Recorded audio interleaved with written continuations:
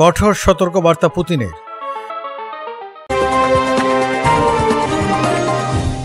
ইরানে ইসরায়েলি হামলার পর পাশে দাঁড়িয়ে আছে রাশিয়া।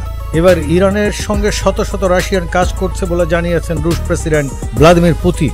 পুতিন বলেন, আমাদের 250 জন বিশেষজ্ঞ বুশেহার পারমাণবিক কেন্দ্রে কাজ করছে। এছাড়াও আরও অনেকে বিভিন্নভাবে তাদের সহযোগিতা করছে। এর সংখ্যা 600-র কাছাকাছি।